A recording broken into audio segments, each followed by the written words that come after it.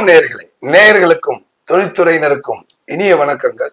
திருப்பூர் பின்னலாடை தொழில்துறைக்கு தேவையான பின்னல் ஆடைகளை அதே போல துணிகளையும் மிக சிறப்பாக பினிஷிங் செய்து ஏராளமான இயந்திரங்களை நிறுவி கடந்த 14 ஆண்டுகளுக்கு மேலாக தொழில்துறையினருடைய நன்மதிப்பை பெற்ற நிறுவனம் தான் ஈரோடு பகுதியில் அமைந்திருக்கிற ஸ்ரீ விநாயகா மில்ஸ் நிறுவனம். 14 ஆண்டுகளிலே நூற்றுக்கணக்கான நிறுவனங்களை வாடிக்கையாளர்களாக கொண்டு மிகச் சிறப்பாக சேவை வழங்கும் இந்த நிறுவனத்தின் நிறுவனர் மதிப்பிற்குரிய தங்கராஜ் சார் அவர்களை ஈரோடில் உள்ள ஸ்ரீ விநாயகம் மில்ஸ் நிறுவனத்திலே வந்து சந்திக்க வந்திருக்கிறோம். இந்த நிறுவனத்தினுடைய தொடக்கம், அதனுடைய வளர்ச்சி, உள்கட்டமைப்பு வசதிகள் எல்லாத்தையும் குறித்து இப்ப சார்கிட்ட நம்ம பேச போறோம். சார் வணக்கம். சார் வணக்கம். மிக்க மகிழ்ச்சி சார், உங்களை சந்திக்கிறதுல எனக்கும் ரொம்ப மட்டற்ற மகிழ்ச்சி. ரொம்ப சந்தோஷம் சார். சார் 14 ஆண்டுகள் குவாலிட்டி அப்படின்ற அந்த முத்திரையை நிரூபித்து ஏராளமான வாடிக்கையாளர்களை பெற்று வளர்ந்திருக்கிறீர்கள். முதல்ல வந்து உங்களுக்கு என்னுடைய மனமார்ந்த வாழ்த்துக்கள் சார். நன்றி நன்றி. எப்போது ஸ்ரீ விநாயகா மில்ஸ் வந்து நிறுவப்பட்டது? இந்த நிறுவனம் தொடங்குவதற்கு முன்பாக இந்த துறையில உங்களுடைய அனுபவம், எந்த வயதிலே வந்தீர்கள், அதுல இருந்து நம்ம பேசிடலாம் சார்.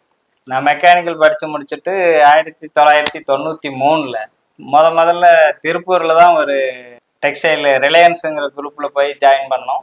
அதுக்கப்புறம் ஒரு 15 வருஷம் வெவ்வேறு கம்பெனியில வெவ்வேறு ஸ்டேஜில் நம்ம ஒர்க் பண்ணி நல்ல ஒரு அனுபவத்தை எடுத்துக்கிட்டோம். கடைசியாக 2000 இருந்து 2010 வரைக்கும் ஒரு கம்பெனியில் வேலை செஞ்சோம். அங்கே தான் எனக்கு முழு அனுபவம் கிடைச்சது. அங்கே ஆப்ரேட்டராக ஜாயின் பண்ணி ஜிஎம் வரைக்கும் ஒர்க் பண்ணிட்டு, அதுக்கப்புறம் நம்மளுக்கு வேற ஒரு ஆர்வம் இருந்ததுனால தனியாக செய்யணும். என்னுடைய சின்ன வயசுல, அதாவது நான் படித்து முடிச்சுட்டு வேலை தேடுறப்ப எனக்குள்ள இருந்த ஒரு இது வந்து நம்மனால நான் இப்போ வேலை தேடி திருப்பூரில் அலைஞ்சப்போ எனக்கு தோணுனது, இது மாதிரி கஷ்டப்படக்கூடாது. ஃபியூச்சரில் வர படித்தவங்க ஒரு 1000 பேருக்காவது நம்ம ஒரு வேலை வாய்ப்பு உருவாக்கி கொடுக்கணும், ஒரு 1000 குடும்பங்களாவது நம்ம ஒரு பிழைக்கிறதுக்கு ஒரு வழி பண்ணணும் அப்படிங்கிற ஒரு இது இருந்தது. அதுக்கு ஒரு சந்தர்ப்பம் கிடைச்சது. அதனால நான் 2010 அந்த கம்பெனிலேருந்து வெளியில வந்து முதல்ல ஒரு 2 ஜிகரு, ஒரு மேங்கலு, அது மாதிரி ஒரு சின்ன லெவல்ல தான் ஒரு 2 லட்ச ரூபா முதலீட்டுல தான் ஆரம்பித்தோம். அதுக்கப்புறம் எனக்கு இப்போ நான் அதுக்கு முன்னாடி வேலை செஞ்ச கம்பெனியில் இருந்த வாடிக்கையாளர்கள், அவங்களுக்கு நான் செஞ்சு கொடுத்த சர்வீஸு, டெக்னிக்கல் இதெல்லாம் பிடிச்சி போய் அப்புறம் என்கிட்ட அப்படியே வர ஆரம்பித்தாங்க. அப்படியே அவங்க கொஞ்சம் கொஞ்சமாக சப்போர்ட் பண்ண நானும் அப்படியே ஒவ்வொரு மிஷினாக போட்டு இன்னைக்கு, அதாவது ஃபர்ஸ்ட் பார்த்தீங்கன்னா நம்ம அந்த வெறும் ஜிகர் வாஷ், தொட்டி வாஷுங்கிற மாதிரி மட்டும் இருந்தது. அடுத்தது வந்து நம்ம ஒரு ஓப்பன் சென்ட்ரிங், அடுத்து சிஞ்சிங்கி, அதுக்கப்புறம் ட்ரம்மு, அதுக்கப்புறம் வந்து 00, அதுக்கப்புறம் வந்து பார்த்தீங்கன்னா ஃபினிஷிங்கில் மிக முக்கியமாக இந்த சேம்பர் சென்டர் போட்டோம். அதுக்கப்புறம் தான் விநாயகா மில்ஸு ஓரளவுக்கு நல்லா டெவலப் ஆச்சு, சேம்பர் சென்டர். அதுக்கப்புறம் பார்த்தீங்கன்னா இப்போது, அதாவது இன்னைக்கு நான் அந்த தொழிலுக்கு வரத்துக்கு முன்னாடி நம்மளுக்கு அந்த ஒரு 1000 பேருக்கு வேலை கொடுக்கணுங்கிறது என்னோட லட்சியம் உண்டு. அதுக்கப்புறம் வந்ததுக்கு அப்புறம் தான் பார்த்தா எங்களோட வாடிக்கையாளர்கள், அதாவது இந்த யாண்டைடு ஃபேப்ரிக் பண்றவங்க, அவங்களுக்கெல்லாம் பார்த்தீங்கன்னா இப்போ பின்னலாடையில திருப்பூர்ல ஃபினிஷிங்க்குன்னு நிறைய மில்லு இருக்கு. நிறைய இம்போர்ட்டட் மிஷின் வச்சு நல்லபடியாக பண்ற அளவுக்கு திருப்பூர்ல அந்த ஒரு வசதி இருக்கு. ஆனா நம்ம அந்த ஈரோட்ல வந்து அந்த ஈரோடு, கரூர், சேலம் இந்த 3 டிஸ்ட்ரிக்ட்டுமே வந்து பாத்தீங்கன்னா அந்த யாண்டைடு ஓவன் ஃபேப்ரிக்ல அந்த அளவுக்கு ஒரு நல்ல ஒரு மில்லு இல்லை அப்படிங்கிறதா. ஏன்னா இப்போ அந்த நம்மளோட கஸ்டமருக்கு வந்து பெருசா ஒரு 5 லட்சம் மீட்டர், 10 லட்சம் மீட்டர் இந்த ரைசிங் ஆர்டர்லாம் வந்துருச்சுன்னா அதை ஒரே இடத்துல செய்யற அளவுக்கு எந்த ஒரு யூனிட்டுமே அந்த அளவுக்கு ஒரு கெப்பாசிட்டியில இல்லை. அதனால இப்போ அவங்க வந்து அது மாதிரி ஆர்டர் கிடைச்சுமே அவங்களால நல்லபடியாக செஞ்சு கொடுக்க முடியறது இல்லை. ஏன்னா அதுல மெயின் வந்து டைம் ஃபேக்டர் வந்து ஒரு இதா இருக்கு. அந்த டைமுக்குள்ள முடிக்கணும்னா அந்த அளவுக்கு கெப்பாசிட்டியான யூனிட்டே இங்கே எதுவுமே இல்லை.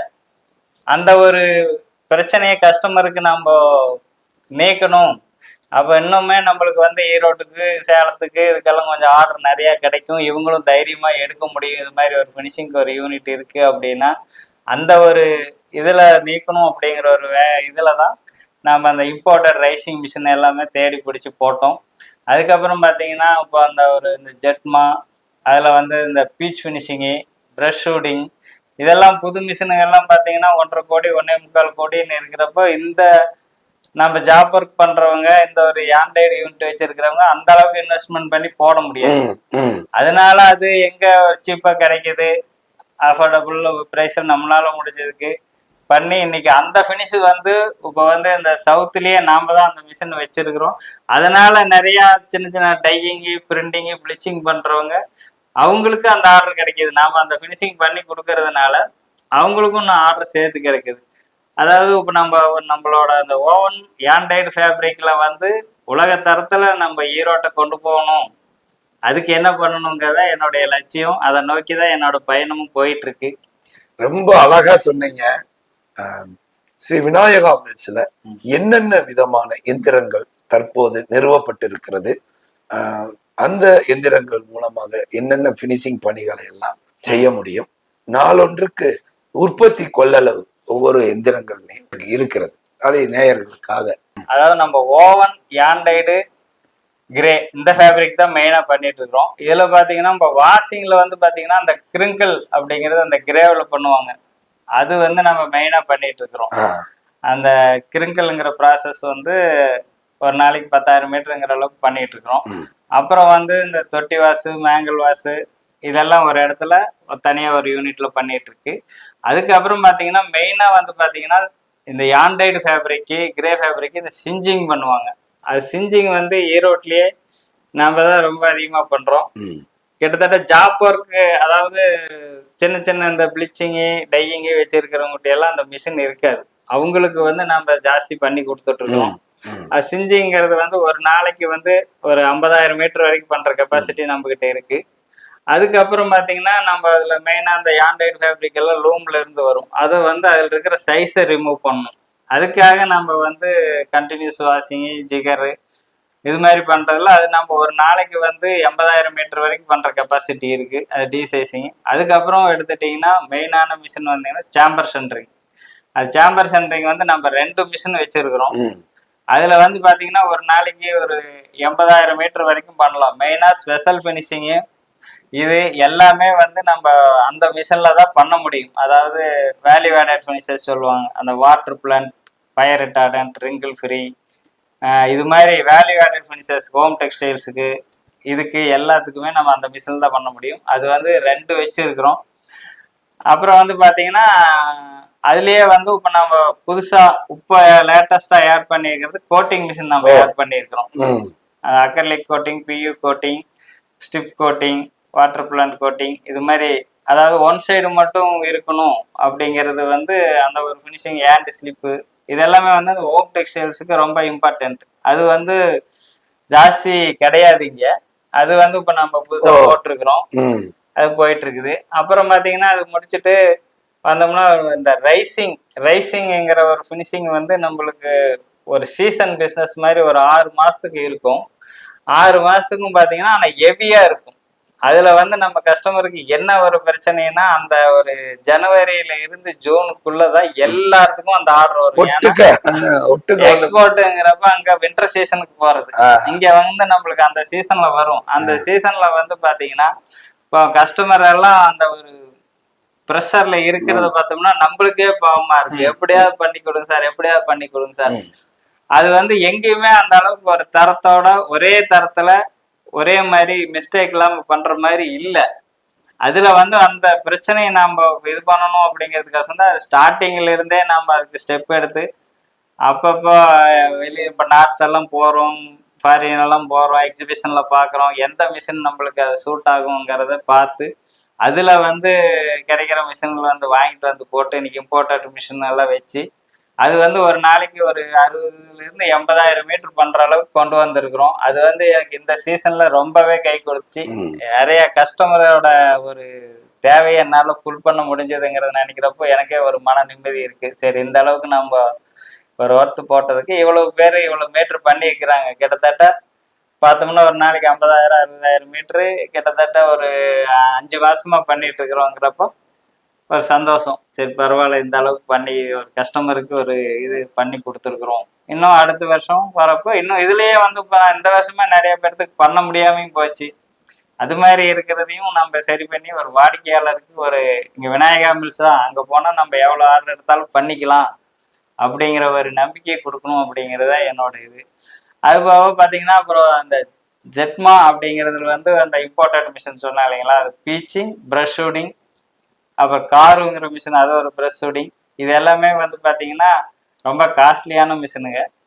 இது வந்து ஒரு ஃபினிஷிங்லேயே டிஃப்ரெண்ட்டாக இருக்கும். அதாவது வேல்யூ ஆடடுங்கிற மாதிரி அந்த ஒரு சாஃப்ட் ஃபீல் வந்து கெமிக்கல் இல்லாமல் நம்ம மெக்கானிக்கலில் கொடுக்கறது. அது வந்து நம்ம ரொம்ப ரிஸ்க் எடுத்து கொண்டு வந்து போட்டு வச்சிருக்கிறோம். இது இன்னுமே நம்ம இங்கே இருக்கிற அந்த ப்ளீச்சிங், டையிங், பிரிண்டிங், அந்த ஆண்ட்ராய்டு பண்ணுறவங்களுக்கு ரொம்ப சப்போர்ட்டாக இருக்கும். அதுக்கப்புறம் கடைசியாக ஃபினிஷிங்கில் பார்த்தீங்கன்னா கடைசி எண்டு ஃபினிஷிங்கிறது அந்த 00 சாண்ட்பர் ரைசிங், அதாவது அந்த சிங்கேஜ் கண்ட்ரோல் பண்ணி நம்மளுக்கு அந்த ஒரு சாஃப்ட் ஃபீலிங் கொடுக்குற மிஷினு. அது வந்து 3 மிஷின் இருக்குது. அது ஒரு நாளைக்கு நம்ம 1,00,000 மீட்டர் வரைக்கும் பண்ணலாம். அதுக்கப்புறம் நம்ம அதை அந்த ரைசிங் மிஷினுங்கிறது வந்து நம்மகிட்ட ஒரு 10-12 மிஷின் இருக்கு.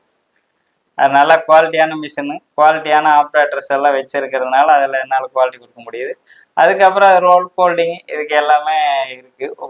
ஓவன்ல வந்து மேக்சிமம் எல்லா ஃபினிஷிங்கும் நம்ம கிட்ட பண்ற அளவுக்கு வச்சிருக்கிறோம். அது மட்டும் இல்லாம இப்போ வந்து பாத்தீங்கன்னா யூரோப்பியன் கண்ட்ரிஸ்க்கு இதுக்கு எல்லாமே எக்ஸ்போர்ட் பண்றதுக்கு வந்து இந்த சர்டிபிகேட் எல்லாம் கேட்குறாங்க. இப்போ குவாலிட்டி சர்டிபிகேட் அப்படிங்கிறப்ப பாத்தீங்கன்னா நம்ம அதுல வந்து ஓகோடெக்ஸு, ஜிஆர்எஸ், காட்ஸு, ஓசிஎஸ், ஜட்டிஹெச், அப்புறம் அந்த சோசியல் ஆர்ட் லீக்கு, இது எல்லாமே வச்சிருக்கிறோம். இது மாதிரி இந்த ஒரு சர்டிபிகேட்டுக்காகவே வந்து பாத்தீங்கன்னா நம்ம ஒரு கணிசமான தொகையை வருஷம் செலவு பண்றோம். ஏன்னா அதெல்லாம் இருந்தா தான் இன்னைக்கு நம்ம அவங்க வந்து எக்ஸ்போர்ட் பண்ண முடியும். இந்த 14 ஆண்டு கால பயணத்துல நிறைய நீங்க சொன்னீங்க, அப்படியே வரிசையா நீங்க இவ்வளவு ப்ராசஸை வந்து நாங்க வந்து அவங்களுடைய தேவைக்கு தக்கதா நாங்க வந்து செஞ்சு கொடுக்குறோம் அப்படின்னு சொல்லிட்டு இந்த 14 ஆண்டுகள்ல ஒரு பெரிய வாடிக்கையாளர்கள் வட்டாரத்தை நீங்கள் உருவாக்கி இருக்கிறீர்கள். நீங்க கஸ்டமர் பாலிசியாக வாடிக்கையாளர்கள் உங்களை நோக்கி வருவதற்கு இன்னைக்கு வந்து ஸ்ரீ விநாயகா மில்ஸ்னா வந்து இந்த ஈரோடு பகுதியில பினிஷிங் துறையில ஒரு முத்திரை சொல்லாகவே நீங்கள் உருவாக்கி விட்டீர்கள். அதுக்கு காரணம் என்ன? உங்களை நோக்கி வருகிற வாடிக்கையாளர்களுக்கு நீங்கள் என்ன விதமாக சேவை வழங்கி அவர்களை திருப்திப்படுத்துகிறீர்கள்? அதுக்கு வந்து இப்ப நம்ம அந்த மகாத்மா காந்தி தேசத்தந்தை சொன்னதுதான். அதாவது பாத்தீங்கன்னா வாடிக்கையாளர்கள் தான் ஒரு தொழிலுக்கு ரொம்ப முக்கியம். வாடிக்கையாளர்கள் நம்மளை நம்பி இல்லை, நாம அவங்கள நம்பி இருக்கிறோம் அப்படிங்கிற கொள்கையை நானும் என்னுடைய தொழிலாளர்களும் அதையே பின்பற்றதுனாலதான், அதாவது கஸ்டமர் அப்படிங்கிறவரு அவருக்காக வரல, நம்மளுக்காக வராரு அப்படிங்கிற ஒரு எண்ணம் எங்கிட்டையும் சரி எங்கிட்ட வேலை பார்க்குறவங்ககிட்டையும் சரி இருக்குது. அதனாலதான் வர கஸ்டமருக்கு அவருக்கு தேவை என்ன, அவர் எதுக்காக நம்மகிட்ட வராரு, வேற என்ன நம்மளுக்கு அவருக்கு பெஸ்டா பண்ண முடியும். இன்னைக்கு இந்த எக்ஸ்போர்ட் துறையில பாத்தீங்கன்னா மெயினா வந்து டைம், அதாவது அவங்க கொடுத்துருக்கிற டைமுக்குள்ள முடிச்சு அனுப்பணும். இல்ல ஏர் ஃப்ரைட்டு அது இதுன்னு போச்சுன்னா அவங்க போட்ட முதலே காணாம போயிடும். அந்த ஒரு இக்கட்டான சூழ்நிலையில தான் இருக்கிறாங்க. குவாலிட்டி, அதாவது குவாலிட்டி இல்லைன்னா திருப்பி அவங்களுக்கு ரிப்பீட் ஆர்டர் கிடைக்காது, அவங்களுக்கு கிடைக்கலைன்னா நம்மளுக்கும் கிடைக்காது. அது ஒன்று. அதாவது குவாலிட்டி, டைமு, அப்புறம் காம்படிட்டிவான ப்ரைஸ், இது 3ஐயுமே இது பண்ணி நம்ம போயிட்டு இருக்கிறதுனால தான் எனக்கு தொடர்ந்து வாடிக்கையாளர்களோட ஆதரவு இன்னும் இருந்துகிட்டே இருக்கு. நம்மளுக்கு வரவங்க எல்லாமே பார்த்தீங்கன்னா ஒரு வாடிக்கையாளர் வந்து அவங்க நம்மகிட்ட திருப்தி அடைஞ்சு அடுத்து அவங்களுக்கு தெரிஞ்சவங்க கிட்ட இல்லை அவங்க கேட்குறவங்க கிட்ட சொல்றது மூலியமா இது மாதிரி ஒரு ரெஃபரன்ஸ்ல தான் வந்துட்டு இருக்கிறாங்க. இந்த வளர்ச்சிக்கு பின்னாடி ஒரு 14 ஆண்டு கால பயணம், இந்த வளர்ச்சிக்கு பின்னாடி உங்களுடைய வளர்ச்சிக்கு பக்கபலமாக நீங்கள் கருதுவது, நிர்வாகத்திலையும் சரி உள்ள நடக்கக்கூடிய பணிகளிலும் சரி நிர்வாக பணிகளிலும் சரி, உங்களுடைய வளர்ச்சிக்கு பக்கபலமாக நீங்கள் கருதுவது யார், எப்படி? என்னோட வளர்ச்சிக்கு அதாவது நான் வேலை செய்யறப்போ சரி, வேலை செஞ்சுட்டு அப்புறம் தனியா ஆரம்பிக்கிறப்பவும் சரி, உற்ற துணையா இருக்கிறது துணைவியார், அதாவது மனைவி சர்மிளா அப்படிங்கிறவங்க தான். நான் வேலை பார்க்குறப்பவே வந்து பார்த்தீங்கன்னா வேலைக்கு போயிட்டா குடும்பத்தையே மறந்துடுவேன். ஒரு வேலையில் இருக்கிற ஈடுபாடில் போயிட்டோம்னா உள்ள அவ்வளோ காலையில் 6 மணிக்கு போவேன், திருப்பி நைட்டு 11 மணிக்கு வருவோம், சாப்பிடுவோம், போவோம். ஆனால் அவங்க தான் குழந்தைகளை ஸ்கூலுக்கு கூட்டிகிட்டு போகிறது வர்றது, ஜாமானம் பிடிக்கிறது எல்லாமே அவங்க பார்த்துக்கிட்டதுனால தான் நான் வேலையில் முழு கவனமும் செலுத்தி வேலை பார்க்க முடிஞ்சது. அதனால தான் நான் மேலே வளர முடிஞ்சது. ஆரம்பிச்சதுக்கு அப்புறமும் அவங்களுக்கு கூட வந்து பக்கபலமா இருந்தாங்க. அதுக்கப்புறம் வந்து பாத்தீங்கன்னா இப்போ பையனும் கூட வந்திருக்கிறான். உங்க பையன் பேர் சொல்லுங்க. பையன் சஞ்சய்காந்த். அவரும் நிர்வாகத்துக்குள்ள வந்துட்டாரு. வந்துட்டாரு. என்ன படிச்சாரு? BE triple E முடிச்சிருக்கிறாரு. அருமை அருமை. ட்ரிபிள் இ முடிச்சுட்டு இப்போ ஒரு வருஷமா என் கூட தான் பண்ணிட்டு இருக்கிறாப்படி. அவரும் ரொம்ப இப்போ அதாவது லேட்டஸ்ட் டெக்னாலஜில என்ன ஸ்மார்ட் ஒர்க் பண்றதுக்கு என்ன பண்ணலாம் ஆளுங்கன்னா அடுத்த சப்போர்ட்னு பாத்தீங்கன்னா நான் என்னுடைய தொழிலாளர்களை வந்து வேலையாள் மாதிரி சொல்றதே இல்லை. விநாயகா மில்ஸ் குடும்பத்தாருன்னு தான் சொல்லுவோம். எந்த ஒரு ஃபங்க்ஷனா இருந்தாலும் சரி எதா இருந்தாலும் சரி அவங்களும் அதே மாதிரி தான் நம்ம இங்க வேலை செய்யறோம் அப்படிங்கிற ஒரு இது இல்லாம நம்ம கம்பெனிங்கிற மாதிரி அந்த பொறுப்பு உணர்ந்து நான் இருந்தாலும் இல்லைனாலும் அந்த இது வேலை நடக்கிற அளவுக்கு அர்ப்பணிப்பான பணியாளர்கள். ஆமா, கம்பெனியோட இந்த அளவுக்கு ஒரு சாதாரணமா நாம ஸ்டார்ட் பண்றப்போ ஒரு 10 பேர்த்தாட ஆரம்பிச்ச கம்பெனி இன்னைக்கு ஒரு 200 பேர் நேரடியாகவும் ஒரு 50 பேர் மறைமுகமாகவும் ஒரு வேலை வாய்ப்பு பெறாங்க.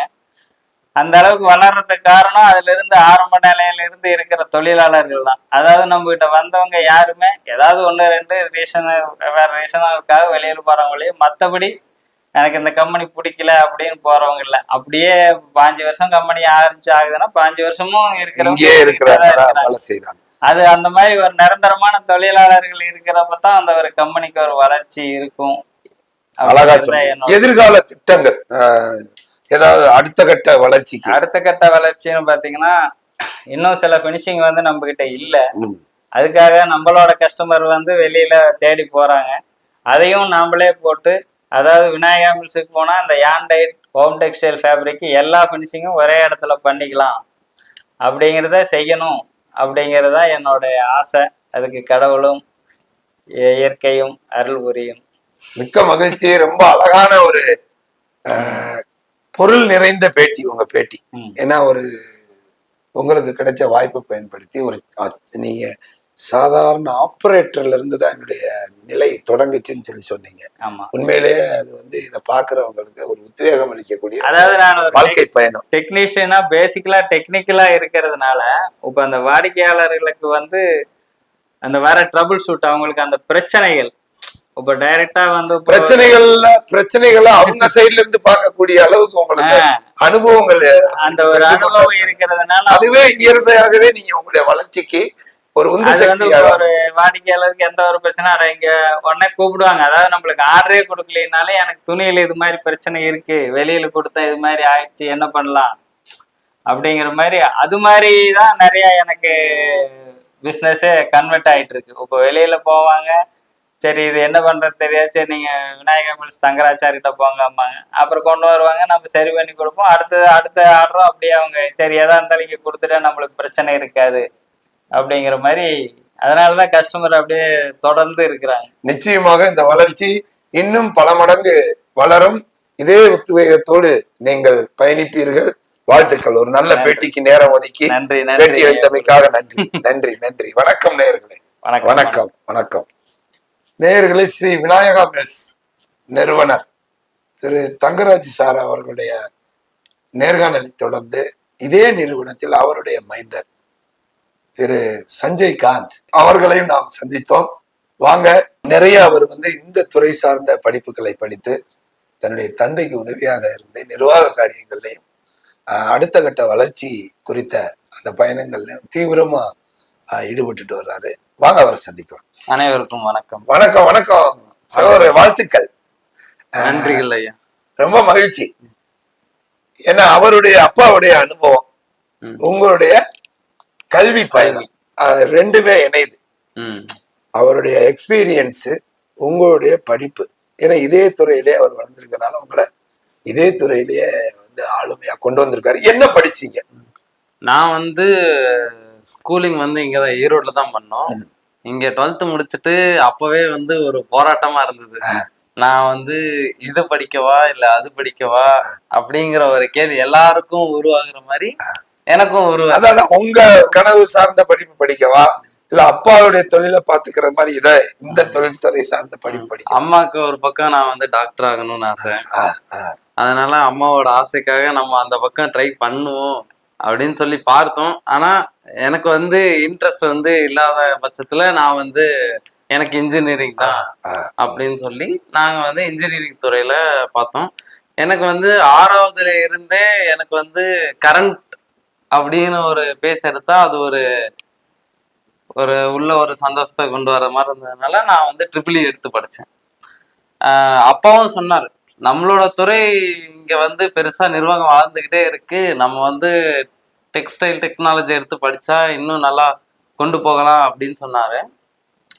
நம்ம துறையெல்லாம் ஆல்ரெடி ஒரு ஜாம்பவான் இருக்கும்போது நம்மளும் அதையே கத்துக்கிட்டு போய் ஒரு போட்டி சலசலப்பு வந்துடக்கூடாதுங்கிற ஒரு காரணத்தினாலையும் சரி, இல்லை எனக்கு பிடிச்ச ஒரு படிப்பு வந்து எனக்காக அங்க இருக்குது, நானும் அதையும் தேர்ந்தெடுக்கணும், அதையும் பார்க்காம போயிருமே அப்படிங்கிற ஒரு வருத்தங்களையும் வந்துடக்கூடாதுங்கிறதுக்காக ட்ரிபிள் எடுத்து குமரகுரு காலேஜில் வந்து படிச்சு முடிச்சுட்டு அப்படியே நான் வந்து இங்க வந்து அப்பா கூட ஒரு பக்கபலமா எப்படி போயிட்டு இருக்குது நிர்வாகம், எப்படி போயிட்டு இருக்குது? நீங்க வந்து எதிர்கால இப்ப அப்பா சொன்னாரு, ரொம்ப சின்ன அளவுல என்னுடைய வாழ்க்கை பயணம் தொடங்கி எக்ஸ்பீரியன்ஸ் மூலமாக நான் வந்து நிறைய அனுபவங்களை பெற்று வாடிக்கையாளருக்கு சேவை செய்வதன் மூலமாக வளர்ந்துட்டு வரலாம் அப்படின்னு சொல்லி முடிச்சிருக்கிறாரு. ஒரு 1000 பேருக்கு வேலை கொடுத்து நான் இங்க காலடி எடுத்து வைக்கும் போது பாத்தீங்கன்னா கம்பெனி வந்து ஒரு நல்ல லேபரர் சப்போர்ட்டோட நல்லா ரன் ஆயிட்டு இருந்த கம்பெனி இது.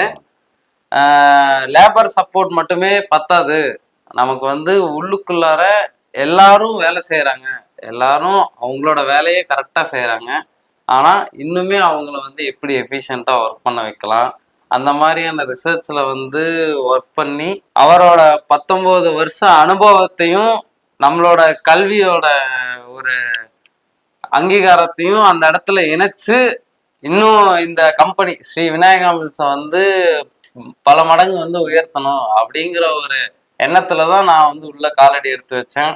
அப்புறம் அதே நேரத்துல அவருக்கு ஒரு ஆசை இருந்தது, அதாவது என்ன நம்பி ஒரு 1000 குடும்பங்களாவது வாழணும், வாழ வைக்கணும் அப்படிங்கிற ஒரு ஆசை இருந்தது.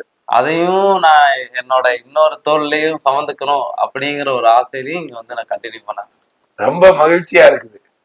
ரொம்ப உண்மையிலே உங்களுக்கு பாருங்க, படிப்பை முடிச்சுட்டு வரும் பொழுது தந்தையினுடைய அந்த விஷயங்களையும் உள்வாங்கி அவருக்கு பக்கபலமா இருந்து அடுத்த நிலைய வந்து நான் வந்து கொண்டு போறதுக்கு அவருக்கு துணையா இருக்கிறேன். அவருடைய அனுபவம், என்னுடைய படிப்பு ரெண்டும் இணைஞ்சு இந்த விஷனை வந்து நிறைவேற்றுன்றீங்க. வாழ்த்துக்கள். நிச்சயமாக நாங்க அடுத்த பேட்டியில அந்த அந்த கனவுகளை நீங்கள் நனவாக்கி இருப்பதை நிச்சயமாக நாங்கள் பார்ப்போம். மென்மேலும் வளர வாழ்த்துக்கள். நன்றி. நன்றி நேயர்களே, நன்றி.